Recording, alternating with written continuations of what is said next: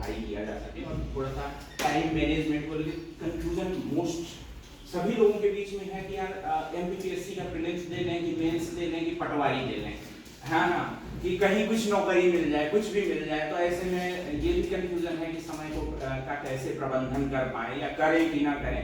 तो जो भी है क्योंकि आप भी यहाँ तक पहुँचे हैं तो ऐसे ही फेज से गुजर करके पहुँचे। ऐसा नहीं है कि सीधे एक दिन में तैयारी किया और सीधे आईपीएस बन गए, आईएएस बन गए और सीधे इन्होंने संभाल लिया है। इनके जीवन का इनसे इंटरेक्शन करने का यही लाभ है कि ये खुद भी इस फेज से गुजर चुके हैं। इन्होंने वो सारी त्रासदी देखी है जीवन की जो जिससे आप गुजर रहे हैं। तो अपने अनुभव से आपको सिंचित करेंगे। धन्यवाद राजू। देखिए, निश्चित तौर पे तैयारी करना एक बहुत ही चैलेंजिंग टास्क मैं मानता हूँ। सफलता आपको मिलती है तो सभी लोग आपको अपना लेते हैं और आपके अभिभावक बन जाते हैं, और जब असफलता मिलती है तो nobody is ready to become your guardian. कोई भी आपके अभिभावक बनने को तैयार नहीं होता, इवन आपके अपने अभिभावक। तो बहुत ही चैलेंजिंग टास्क होता है, लेकिन सबसे बड़ी बात होती है हिम्मत। आपको हिम्मत नहीं हारनी है। अपने टेम्पो को, अपने मोरल को, अपने मोटिवेशन को, सेल्फ मोटिवेशन को हमेशा एक्सेलरेट करना है। हमेशा उसको स्वतः स्फूर्त होना चाहिए। एक परीक्षा में असफल हो रहे हैं तो आपको वहीं को उसको छोड़ देना है। उसकी हर असफलता के हर बिंदु पर खुद का आत्मचिंतन करिए। आत्मचिंतन करने के बाद उसको कैसे रिमूव करना है उसे आपको करना है।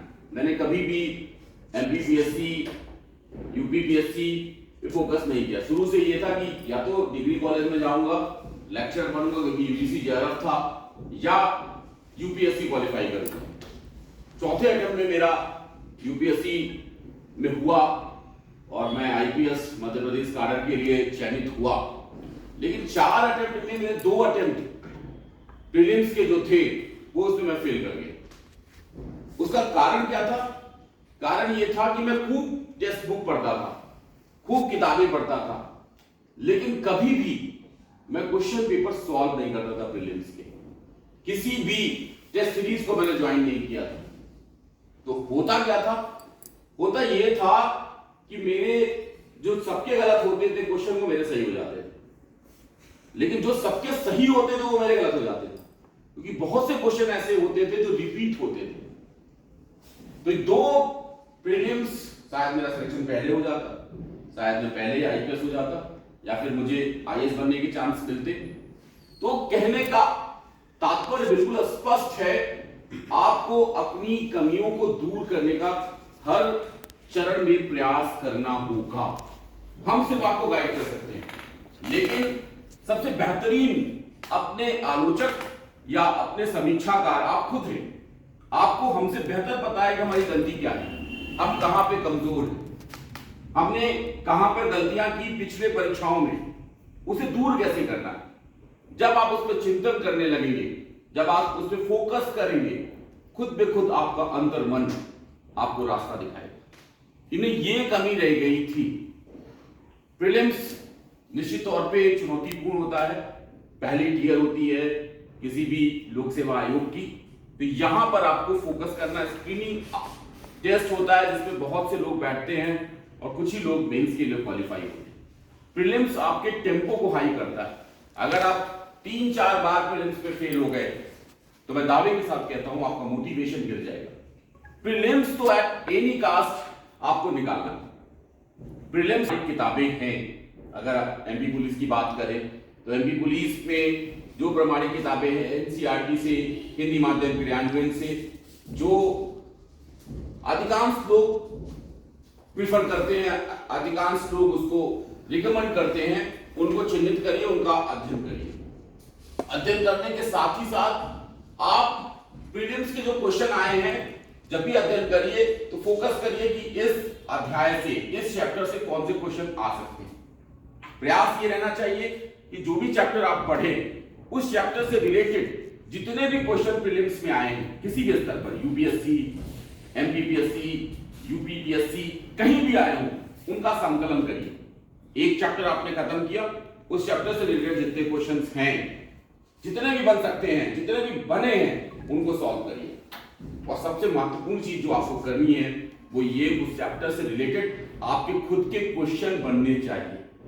आप खुद से क्वेश्चन बनाइए। जब आपने एक्सरसाइज कर लिया, होमवर्क कर लिया, जितने भी उस चैप्टर से रिलेटेड मैक्सिमम क्वेश्चन आपने सॉल्व कर लिया, उसके बाद अगला चरण ये होगा, आप खुद एग्जामिनर बन जाइए और अपने अंतर्मन से कहिए कि अब आपको पेपर सेट करना है। आप खुद उस चैप्टर से रिलेटेड जितने भी क्वेश्चन है बनाइए। मैं दावे के साथ कह रहा हूं, आप प्रैक्टिस करेंगे, एक लेवल सैचुरेशन का ऐसा आएगा कि आप ये प्रिडिक्ट कर लोगे कि कौन सा क्वेश्चन प्रीलिम्स में आने वाला है, कौन सा मेंस में आने वाला है, कौन सा इंटरव्यू में। ये मेरा अपना भोगा हुआ अतीत है, मेरा अपना एक्सपीरियंस है कि मुझे याद है आज भी प्रीलिम्स में क्वेश्चन जब हम इलाहाबाद में यूपीएससी की प्रीलिम्स दे रहे थे, तो उसमें विंबलडन, सारे जितने भी टेनिस के टूर्नामेंट हैं, उन टूर्नामेंटों के बारे में कौन विजेता है, उप विजेता है, ऐसी चर्चा कर रहे थे हम लोग। उसी दिन प्रीलिम्स था, तो हमने कहा यार ये तो बार बार पूछते हैं, अब इनकी जो टाइमिंग है, कौन पहले होता है, ऑस्ट्रेलियन ओपन पहले होता है, यूएस ओपन पहले होता है, विंबलडन पहले होता है, ये क्वेश्चन पूछा जा सकता है। यू कैन नॉट इमेजिन 2008 के प्रीलिम्स में आईएएस में वही क्वेश्चन है। क्रम लगाइए इनके साल भर में होने का क्रम क्या है, पहले कौन होता है, बाद में कौन होता है। कपिल धारा कहां है, ये क्वेश्चन आया, ये क्वेश्चन हमने कहा ये आ सकता है, ऐसे दिमाग में ऑल ऑफ सडन आया कि ये क्वेश्चन आ सकता है, तो कपिल धारा कहां है वो। इसी तरीके से मेंस में मैंने जो भी क्वेश्चन प्रेडिक्ट किए, जीएस में, पॉलिटी में, हिस्ट्री में, इकोनॉमिक्स में, सारे के सारे क्वेश्चन मेरे गेस किए हुए, जो मैंने प्रेडिक्ट किया ये आ सकते हैं, जो मैंने खुद बनाया अपने लिए, हुआ। इवन इंटरव्यू में मैं अपने कमरे में बैठा रहता था, इंटरव्यू की तैयारी कर रहा था, एकदम चरम पे था इंटरव्यू की तैयारी। मेरे हर प्रतियोगी छात्र के कमरे में मैप लगा रहता है। आप जाएंगे किसी सीरियस कैंडिडेट के कमरे में तैयारी करने वाला, तो आपको इंडिया का मैप दिखाई देगा। इंडिया का मैप था मेरे सामने। मैं सोचा कि इस प्रीलिम्स मेरे इंटरव्यू में इस इंडिया के मैप से क्या क्वेश्चन पूछे जा सकते हैं। तो मेरे दिमाग में गया कि 7 सिस्टर्स के बारे में पूछा जा सकता है, ये जो पूर्वोत्तर के राज्य हैं उनसे, उनके बारे में कि ये कौन 7 स्टेट्स है, इनकी राजधानियां क्या हैं, इनकी भाषा क्या है। You can not imagine IMG Khan के बोर्ड में यूपीएससी का इंटरव्यू, और उसमें जो क्वेश्चन पूछा गया वो यही पूछा गया कि पूर्वोत्तर के साथ जो 7 सिस्टर्स हैं वो कौन कौन से राज्य है, इनकी कौन सी भाषा है, इनकी राजधानी क्या है। Getting my point. तो ये आप खुद कर सकते हैं, जैसे आप कहते हो ना कि 6 सेंस, आप सभी में 6 सेंस है, जरूरत है उसको जनरेट करने की, जरूरत है उसे और स्ट्रेंथ करने की। स्ट्रेंथन जितनी करेंगे आप, उतना ही आपको पता रहेगा कि क्वेश्चन कहां से आने वाले हैं। प्रीलिम्स के लिए जब भी आप पढ़िए, कुछ भी पढ़िए, हाथ में आपके पेंसिल होनी चाहिए, कॉपी होनी चाहिए, पॉइंट जो भी आपको लगे कि ये क्वेश्चन बन सकता है उस पर फोकस करिए। आपने क्वेश्चन बनाना शुरू कर दिया, अब आप प्रीलिम्स के पिछले 10 साल के पेपर को उठाइए और उसके प्रश्नों से प्रश्न बनाइए। कई बार विकल्प रहते हैं, इनमें से 4 कौन सत्य है, यही है ना, या असत्य है। अब वो 4 जो है उनसे उन फैक्टों को भी आप नोट्स बनाना शुरू करिए, पिछले 10 साल के जो पेपर। पहला काम ये करिए, 10 साल के जो पेपर्स हैं उस पर आपका होमवर्क हो, जो 4 विकल्प दिए हैं उस चारों विकल्प के बारे में आपको जानकारी हो, और वहीं से आप अपना नोट्स बनाना शुरू करिए। ये क्वेश्चन आ गए हैं, अब इस एरिया से कौन से क्वेश्चन संभावित है, इस पे अपने को फोकस करिए। Getting my point. सबसे महत्वपूर्ण चीज ये है, अगर एमपी पुलिस की बात करें तो एमपी पुलिस का सोशल, कल्चरल, हिस्टोरिकल जो फैक्ट है उस पे बहुत ज्यादा क्वेश्चन आते हैं। अगर जीएस की बात करें तो उस पे आपको फोकस करना है। मध्य प्रदेश के विभिन्न जो सांस्कृतिक पहचाने हैं, ऐतिहासिक पहचाने हैं, यहाँ का खनिज, यहाँ के उद्योग, यहाँ के विभिन्न प्रकार के जो फोकलोर्स हैं, उनके बारे में आपको सटीक जानकारी होनी चाहिए, क्योंकि ज्यादा क्वेश्चन जो आते हैं वो यहीं से आते हैं। एमपी पुलिस में एक फोकस, एमपी पीएससी में एक फोकस रहता है, पुराने क्वेश्चन बड़े रिपीट करते हैं, तो पुराने क्वेश्चन एट एनी कास्ट आपके गलत नहीं होने चाहिए। ज्यादा से ज्यादा आपका प्रयास होना चाहिए कि पुराने क्वेश्चंस आपकी पकड़ में रहें और क्या संभावित क्वेश्चन वहां से आ सकते हैं। ऐसा क्यों होता है, कोई बताएगा कि इस सब एक्सरसाइज में से होता क्या है? 10 साल का पेपर तरीके से मतलब हम पेपर को समझने की कोशिश यस, पेपर को ही नहीं समझते हैं, हम पेपर सेटर के दिमाग को समझते हैं। Very good answer. 10 साल का जब पेपर हम सॉल्व करते हैं तो पेपर कैसे आते हैं और पेपर बनाने वाले पेपर सेटर कौन लोग हैं? Getting my point? Paper setter एक ही बार पेपर सेट नहीं करता, जो एक्सपर्ट होते हैं वो हर साल पेपर सेट करते हैं। Getting my point? और जब वो पेपर बनाते हैं तो वो भी पुराना पेपर देखते हैं कि पुराना पेपर में क्वेश्चंस कैसे आए हैं। Getting my point? तो आपने क्या कर दिया, 10 साल का पेपर सॉल्व किया, तो आपने पिछले 4-5 साल मैंने जो चीजें डेवलप की अपने अंदर या जो क्वेश्चन मैं प्रेडिक्ट कर रहा था वो सारी चीजें इसी आधार पे कर रहा था कि जो पेपर सेटर है वो किस दिमाग के हैं, किस विचारधारा के हैं, किस जैसे ठीक हूं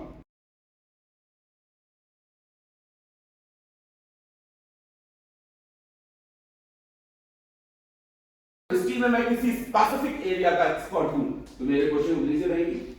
गेटिंग माय पॉइंट? आप उसको पकड़ लोगे कि भाई जो क्वेश्चंस पेपर आ रहे हैं पिछले 4-5 बार से उसमें इसी एरिया पे फोकस कर रहे हैं। तो सबसे पहले तो आपने खुद को अपने को एक लक्ष्मण रेखा बना ली है कि पेपर जो प्रीलिम्स के आ रहे हैं वो इसी एरिया जोन से आ रहे हैं, वो इसी स्पेसिफिक एरिया से आ रहे हैं जहां पे हमको फोकस होना है, जहां कंसंट्रेट होकर मैक्सिमम अपनी ऊर्जा झोंकनी है। ऐसा नहीं कि पूरा सिलेबस से क्वेश्चन आता है, आप उठाओगे 10 साल का पेपर देखोगे तो आपको आइडिया लग जाएगा कि कौन से एरियाज ऐसे हैं जहां से मैक्सिमम क्वांटम क्वेश्चन आने की ज्यादा है। आपने एक बार उसको समझ लिया तो आपकी ऊर्जा कम लगी ना, आपको समझ में आ गया कि इसी एरिया से ज्यादा क्वेश्चन आ रहे हैं, यहीं पे हमें फोकस करना है। कल्चरल हिस्ट्री पे फोकस करना है या सोशल पे करना है या इकोनॉमी पे करना है या पॉलिटी पे करना है, यू कैन इजीली आप उसको गेस कर सकते हो, उस पर फोकस कर सकते हो और अपनी ऊर्जा पूरी सही दिशा में लगा सकते हो। Getting my point? Now it's your turn.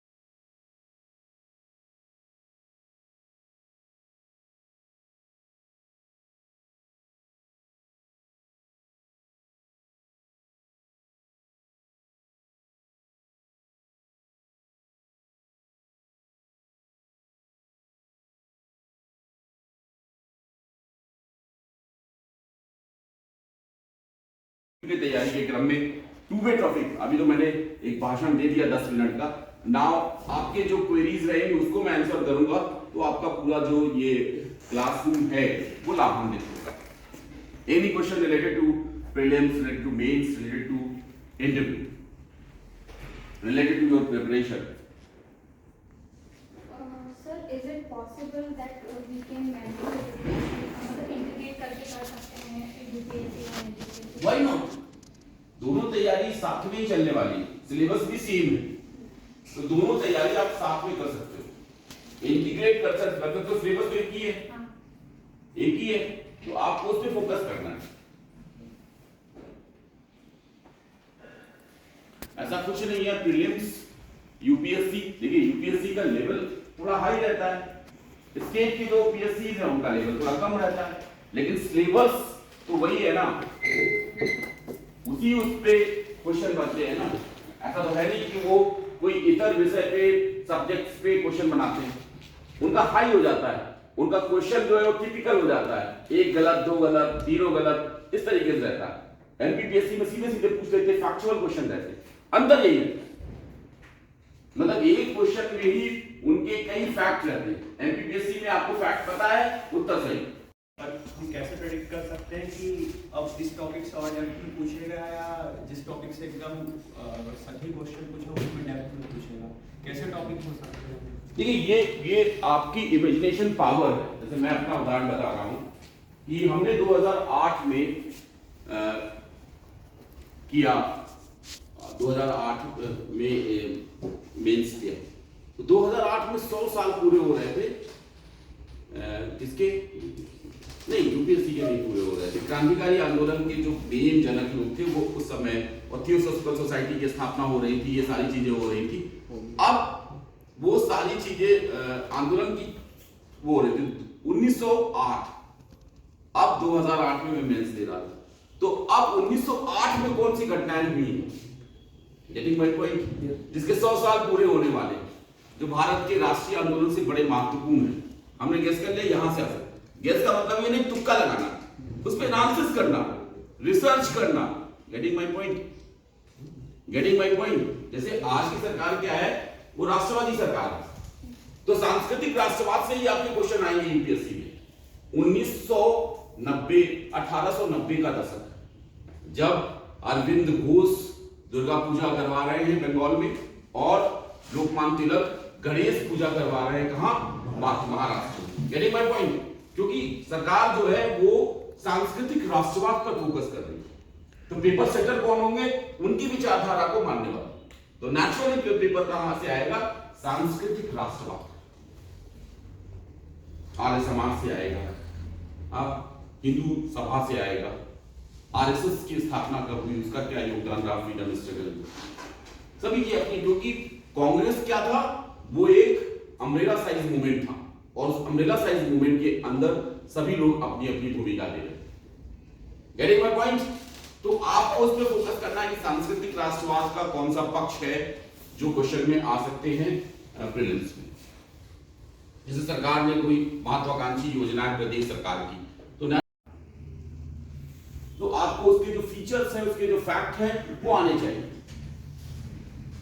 या ऐसा कोई नई खदान मिल गई मध्य प्रदेश में, जिससे मध्य प्रदेश को बहुत सा राजकोषी जो धन है, लाभ है, वो होने वाला है, आप उस पर फोकस करिए, वो क्वेश्चन जरूर आएगा। कहीं हीरे की नई खदान मिल गई, कहीं नया कोई आपका माइंस में नए मिनरल्स मिल गए, वहां फोकस करिए। जिसका पिछले 1 साल में मिनरल्स के कारण एक बड़ा राजकोषीय लाभ होने वाला है सरकार को, उस पर फोकस करिए। तो ये गेस एनालिसिस पे होता है, ये गेस इस पे कहीं ना कहीं आपकी जो एनालिसिस है वो काम करती है।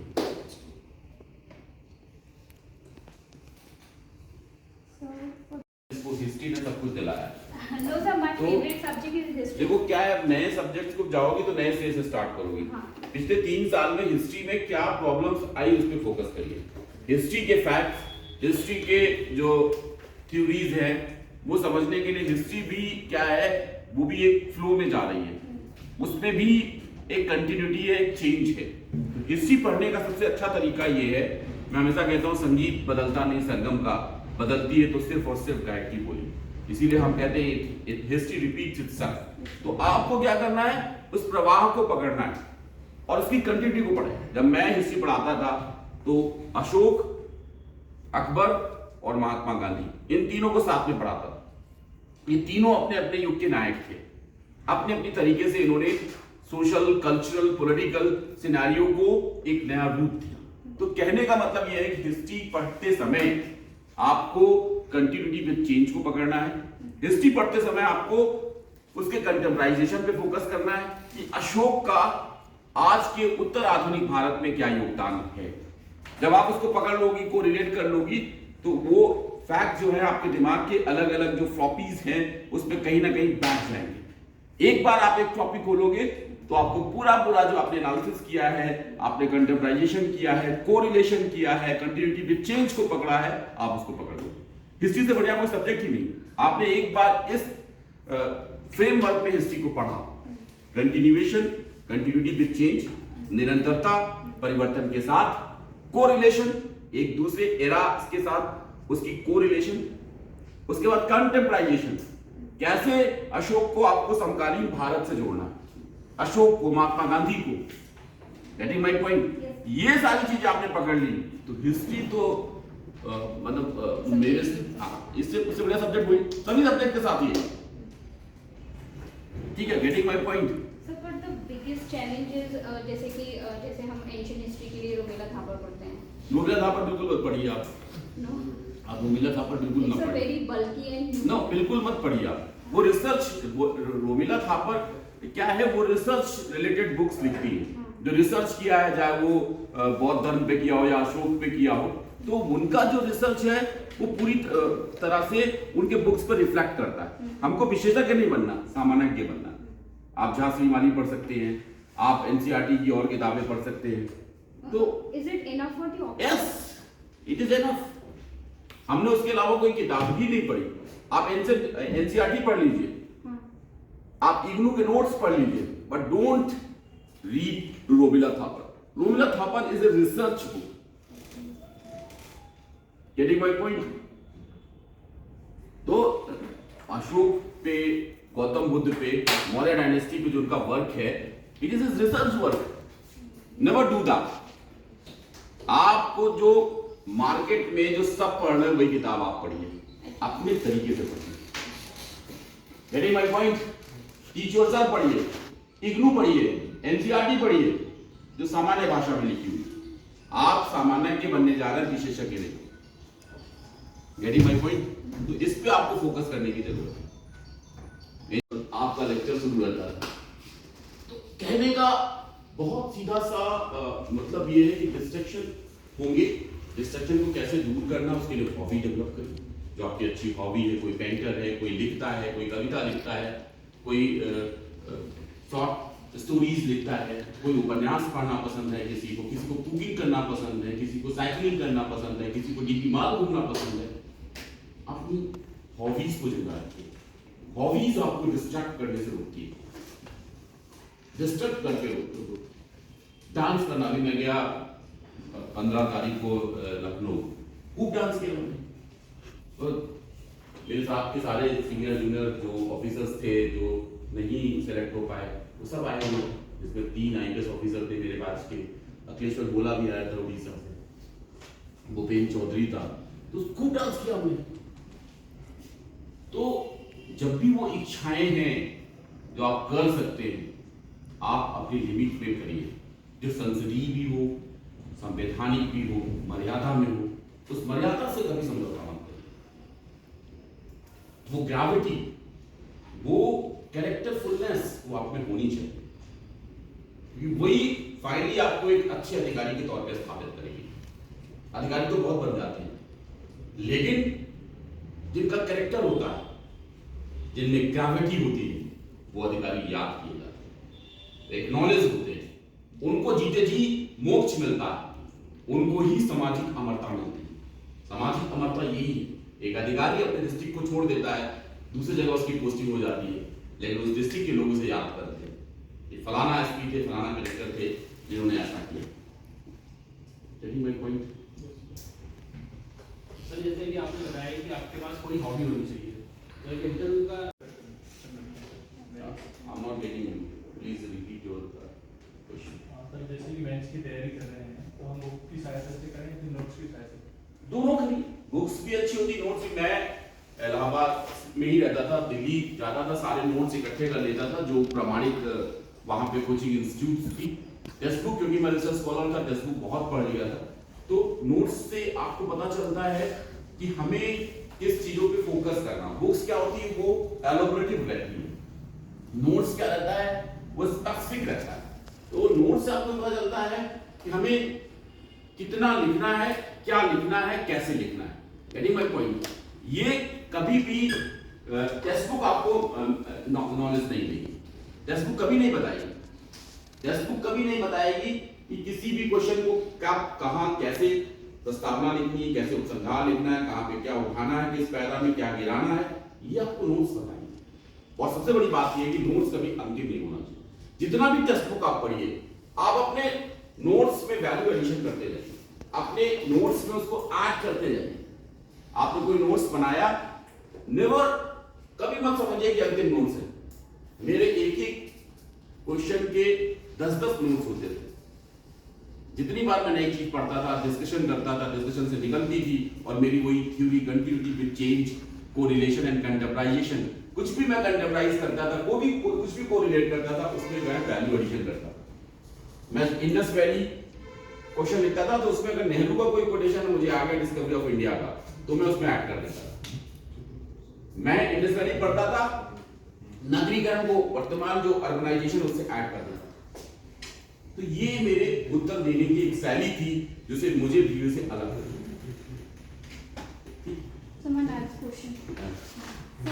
जैसे मुझे आंसर राइटिंग में बहुत ही डर लगता है कि मैं क्या लिखूंगी क्या नहीं लिखूंगी, तो मुझे लॉन्ग टेस्ट सीरीज ज्वाइन करना चाहिए। बिल्कुल टेस्ट सीरीज करना चाहिए, खुद अपने रूम में बैठ के आंसर लिखना चाहिए। आंसर लिखने का बेहतर तरीका ये होता है कि आपको फ्रेमिंग बना लेनी है, उसका पूरा फ्रेम कर लेना क्वेश्चन।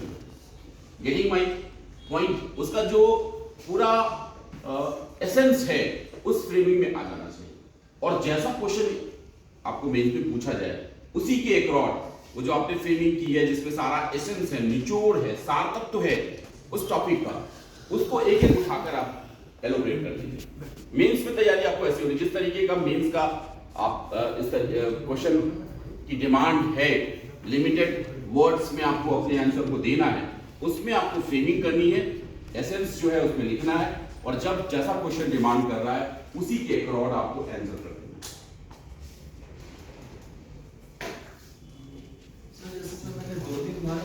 हाँ, पूरे पेपर उसको मैक्सिमम सॉल्व करिए, क्वेश्चन पेपर सॉल्व करिए। हाँ, आपकी गलती कहाँ हो रही वो करिए, और कहाँ से क्वेश्चन बनेंगे आप खुद से क्वेश्चन बनाइए। देखिए आपका प्रीलिम्स कभी, मुझे याद है कि मैं यूपीएससी देता था, यूपीपीएससी नहीं देता था, सिर्फ यूपीएससी देता था, जिसमें 2 मेरे प्रीलिम्स नहीं निकले। तो लोग यही अफवाह फैलाने लगे कि इनका यूपीपीएससी में प्रीलिम्स ही नहीं निकलेगा, इसलिए ये कहते हैं कि हमको तो यूपीएससी देना है, यूपीपीएससी नहीं देना। मुझे याद है कि 2007 में मैंने इसी चुनौती को स्वीकार किया और ये कहा कि देखो भाई, मेरा हिस्ट्री इतना मजबूत है कि मैं तो सिलेक्शन ले लूंगा प्रीलिम्स में हिस्ट्री के बल पे। और मैंने पहला 2004 में मेरा सिलेक्शन हुआ था प्रीलिम्स में, 2007 में मैंने दिया prelims. You can not imagine, 120 question आते थे उस समय सब्जेक्ट के और 150 क्वेश्चन आते थे जीएस के। तो मेरा 120 में से 118 क्वेश्चन जो था वो हिस्ट्री का सही था, 100 के ऊपर कोई नहीं जाता था, और 101 या 2 जीएस में मेरे सही है। तो मेरा जो प्रीलिम्स में सिलेक्शन हुआ उस बार यूपीपीएससी में, वो बिकॉज ऑफ ऑप्शनल हुआ, सब्जेक्ट से हुआ, 120 में 118 क्वेश्चन से। सर रिवीजन का जैसे एग्जाम नहीं हो पाता है, दिन पहले तो खूब पिक्चर देखिए, मौज करिए, खूब जितना पढ़े, 1-2 दिन में कुछ नहीं होता, आपको दबाव डालता है, ये नहीं पढ़े वो नहीं, वो हमेशा बिल्कुल कूल माइंड से लेना है। मतलब 1-2 दिन पहले पढ़ाई छोड़ देता था, 1-2 दिन पहले पढ़ाई छोड़ देता, पिक्चर देखने जाता था, मंदिर चला जाता था, जो बढ़िया खाना खाने का मन होता था वो किचन में घुस के बनाता था, खाता था, बढ़िया से सोता था, पूरी नींद लेता था। क्योंकि मैं भी उस दौर से गुजर चुका हूँ, मैंने भी एग्जामिनेशन की फोबिया को फेस किया। हमने भी देखा है कि मतलब एग्जाम से पहले भी पूरी रात जगना, आपने अपनी नींद को डिस्टर्ब किया। उस समय क्या, जब आप क्वेश्चन पेपर दे रहे हो तो आपका दिमाग पूरी तरीके से काम कर रहा है, नहीं करेगा। आपको इस तरीके से अपने को मैनेज नहीं करना है। एग्जाम से पहले आपको फ्रेश रहना है, पूरी 7-8 घंटे की नींद लेना है, सुबह एकदम बढ़िया गाना सुनिए झमझमाते हुए, डांस करना डांस करिए, बढ़िया एंजॉय करिए। हाँ, ये नहीं एकदम ये तैयार है, ये नहीं तैयार है। अमूमन बहुतों का जो प्रीलिम्स है वो इसी चक्कर में वो हो जाता है, फ्रस्ट्रेट हो जाते हैं, और वहां जाके जो क्वेश्चन सही करना होता है उसमें कंफ्यूज हो जाते हैं, सही नहीं करते हैं, और वो प्रीलिम्स में फेल हो जाते हैं। Getting my point? मेरे साथ हुआ है, तो वो मैं अपना शेयर कर रहा हूँ, ऐसा नहीं है कि मैं वो कर रहा हूँ। मैं होता एग्जामिनेशन में कई बार तो मैं बीमार पड़ जाता था,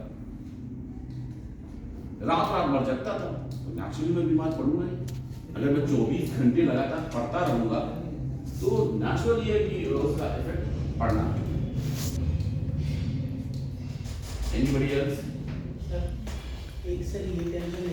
ये तो ऐसी टेंशन है कि ये तो बनी रहेगी, लेकिन सेफ स्कोर एक होता है। आपको जब आपकी तैयारी का नहीं कह देगा कि मेरा प्रीलिम्स निकल रहा है और हम मेंस की तैयारी कर रहा हूँ, अभी सिचुएशन पॉइंट नहीं है तो आप डिस्टर्ब हो गई, नहीं मेरा प्रिलिम्स नहीं निकल रहा, नहीं निकल रहा, नहीं निकल रहा। मेरा अपना ये था कि मेंस में मैंने नंबर तक जोड़ लिए थे यूपीएससी में कि मेरे नंबर 1050 से 1070 आएंगे, और यू कैन नॉट इमेजिन कि मुझे नंबर मिले 1069, 1069। I got 1069 and my prediction was कि I am getting marks in mains 1050 to 1070 and I got 1069। और बहुत से पेपर में मैंने जितने नंबर लिख दिए थे, जैसे जीएस में मैंने लिखा था सेकंड पेपर में 134, उतने ही मार्क्स मुझे मिले। ये मैं यूपीएससी की बात कर रहा हूँ। तो ये सैचुरेशन पॉइंट है। अपना मूल्यांकन सबसे ऑब्जेक्टिव तरीके से, वस्तुनिष्ठ तरीके से कौन कर सकता? आप कर सकते हो। आपको सब पता रहता है। एग्जाम में आप पास हो रहे हो, 60% बन रहा है, 70% बन रहा है, 80% बन रहा है, पता रहता है कि नहीं रहता? बताइए आप अपने को झुठलाते हो, नहीं नहीं मेरा निकल रहा है, झुठलाते हो। You are just befooling yourself, you not befooling others. तो आपको पता रहता है कि आपका सिलेक्शन होने वाला है या नहीं होने वाला। ठीक है? Anybody else?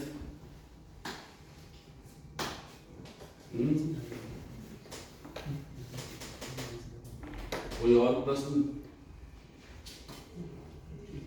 चलिए, ढेर सारी शुभकामनाएं, बढ़िया करिए, खूब ज्यादा लिखिए, खूब ज्यादा डिस्कशन करिए, खूब ज्यादा अपनी लाइफ को एंजॉय करिए।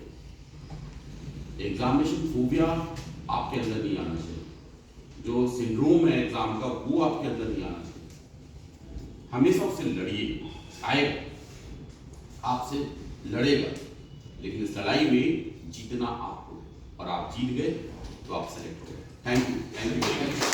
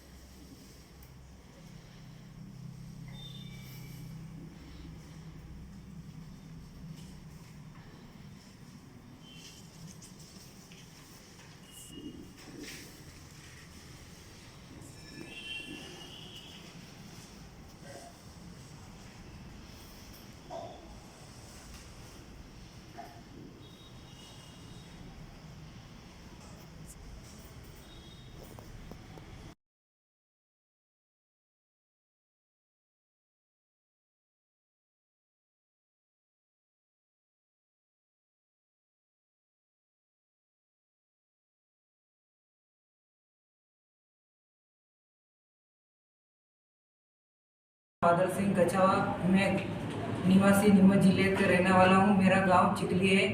मैं यहाँ मंदसौर से कम 80 किलोमीटर दूर मेरा गांव है। और यहाँ विजन एकेडमी संस्था पर मेगा टेस्ट सीरीज चल रही है MPPSC की, इसलिए मैं यहाँ आया हूँ। धन्यवाद। विक्रम सर और सुनील सर का बहुत बहुत आभार। मेरा नाम संजय पाटीदार है। मैं रतलाम जिले के गांव मुन्ना महादेव से आया हूं, जो यहाँ से 80 किलोमीटर दूर है। यहाँ पे मैं MPPSC की 2022-23 की मेगा टेस्ट देने के लिए आया हूं, जो सिर्फ मंदसौर में विजन एकेडमी जो एक मात्र स्थान है यहीं पे उपलब्ध है। और इसके लिए मैं MPPSC की प्रीलिम्स की मेगा टेस्ट सीरीज के लिए विक्रम सिंह सर और सुनील सर का आभार व्यक्त करता हूँ। मैं मंदसौर जिले के रिकोला गांव में रहती हूँ। हमारे गृह जिले में मेगा टेस्ट सीरीज आयोजित करवाने के लिए विक्रम सर और सुनील सर का बहुत बहुत धन्यवाद। मैं मंदसौर जिले के डोडीमीना गांव का रहने वाला हूं। हमारे गृह जिले में आयोजित इस मेगा टेस्ट सीरीज के लिए सुनील सर और विक्रम सर का बहुत बहुत धन्यवाद।